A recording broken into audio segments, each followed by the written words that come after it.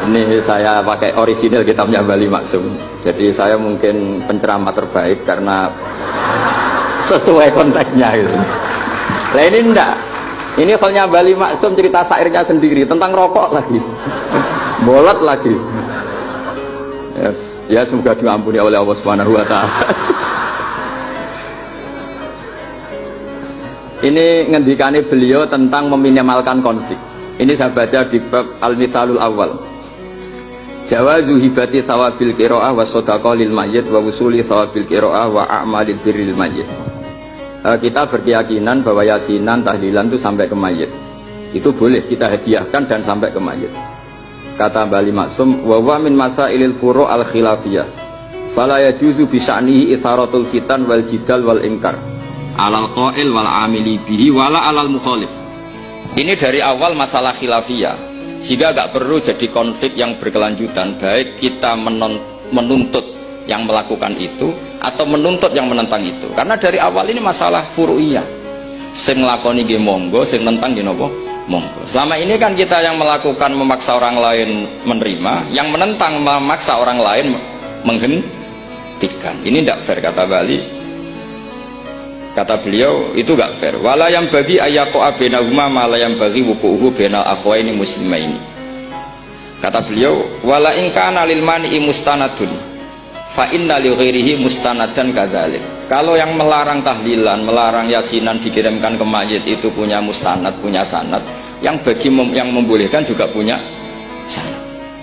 Kalau ada kiai yang kalau pidato nangis itu sanadnya banyak dan benar, tapi yang uraan kayak Pak Duta Besar juga banyak. Semuanya ada sanad. Jadi kata beliau sederhana saja, kalau al-mani'un, orang yang menolak itu punya sanad, kita yang membolehkan juga punya sanad. Tapi kata beliau dengan enteng, dengan ceria, ini masalah furu'iyah, nggak perlu jadi itharatul fitan wal jidal wal khisom. Kata beliau nggak perlu jadi perdebatan. Makanya pesan saya sama santri-santri kerap ya, sebetulnya masalah kita ini tercerabut dari ilmu.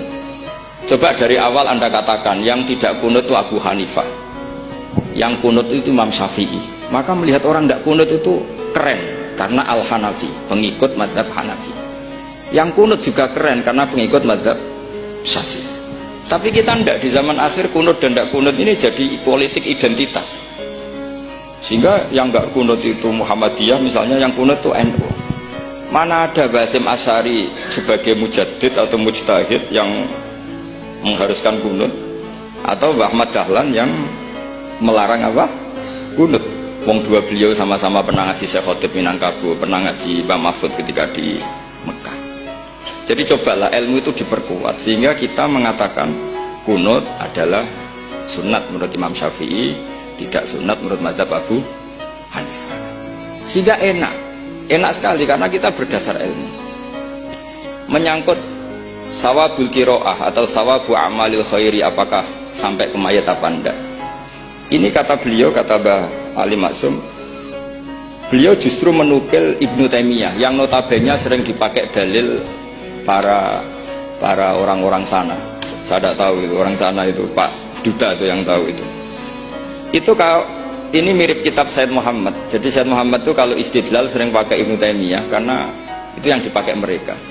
Tapi ternyata Ibnu Taimiyah, qala Ibnu Taimiyah innal mayyit yantafi'u bi qiraatil Qur'an kama yantafi'u bil ibadah al maliyah minas shadaqah wa nahwiha. Terus qala Ibnu Qayyim fi kitabir ruh afdalu ma yuhda ilal mayyit as-shadaqah wal istighfar wa du'a lahu wal hajju anhu. Artinya gini, kita sekarang ini tidak pernah kayak Bali Maksum pakai dalil jawazu ihda lil mayyit itu berdasar Ibnu Taimiyah dan Ibnu Qayyim. Kita seakan-akan Ibnu Taimiyah itu orang yang pasti melarang itu, sehingga kita itu terus mengatakan sing nyunatno tahlilan ku sopo, Mbah Hasim atau Mbah Fakih atau siapalah, meskipun riwayat ini mukhtalifah dari Mbah Hasim. Pertanyaannya adalah terus kesannya yang membolehkan itu hanya kiai lokal itu, kiai nasional itu.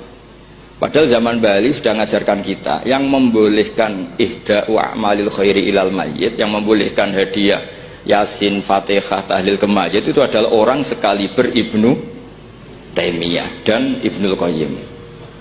Sehingga dengan kita pakai ilmiah yang diterapkan Bali Maksum, kita ini merasa orang keren, orang global, orang yang keren lah. Karena guru-guru kita Bali Maksum, Mbah Hamid biasa mentahlili, Mbah Munawir semua mentahlili guru-gurunya. Di level ulama global ada Ibnu Taimiyah dan Ibnul Qayyim. Tapi karena kita tidak baca, seakan-akan tahlilan itu hanya tradisi lokal yang tidak di ACC, tidak disetujui ulama kelas internasional. Padahal di sini jelas diceritakan Ibnu Taimiyah berpendapat qiraatul Quran yang dihadiahkan ke mayit atau tahlil itu boleh. Jadi ini sangat penting supaya orang itu pakai tradisi ilmu. Saya pernah ngaji sama Mbak Mun, diberitahu kalaupun Rasulullah pernah kunut sekali, biasanya perdebatan kan oke, Rasulullah pernah kunut tapi ahyanan. Pertanyaannya adalah setiap Nabi pernah melakukan sesuatu itu akan menjadi sunnatan mutaba'ah apa enggak? Tentu jawabannya iya. Nabi meskipun melakukan kunut andaikan hanya sekali, tapi karena pernah dilakukan Nabi, maka kebaikan ini akan menjadi sunnatan muttaba, sunnat yang harus kita ikuti terus atau boleh kita ikuti terus. Jadi nggak boleh misalnya Rasulullah itu puasa Senin Kemis juga ahyanan, tidak selalu. Rasulullah itu tofa rokiban juga ahyanan, bukan selalu. Tapi apa saja yang pernah dilakukan Nabi maka berstatus itu akan sunnat ila yaumil qiyamah. Sehingga nggak bisa misalnya di hadis itu ahyanan, kemudian kamu beristidlal ini boleh dilakukan hanya ahyanan karena Nabi juga melakukan hanya ahyanan. Tidak bisa seperti itu. Sekali Nabi pernah melakukan itu dan tidak dibatalkan lewat nasah mansuh, maka kesunatan itu ila yaumil qiyamah. Sehingga Imam Syafi'i cara berpikir meskipun Nabi kunut ahyanan, kalaupun itu ahyanan tentu kunut itu akan sunat ila yaumil qiyamah. Bagi yang tidak mensunatkan monggo, itu ada Abu Hanifah. Makanya kata Mbah Maksum, kata Mbah Ali Maksum di sini diberi muqaddimah, wa wa min masailil furu' al khilafiyah fala yajuzu bi sya'nihi itharatul fitan wal jidal wal ingkar alal qail wal amili bih wala alal mukhalif. Jadi kita sendiri disarankan beliau, kamu juga gak usah nantang debat sama mukhalif karena dari awal sudah masalah-masalah yang apa? Khilafiyah.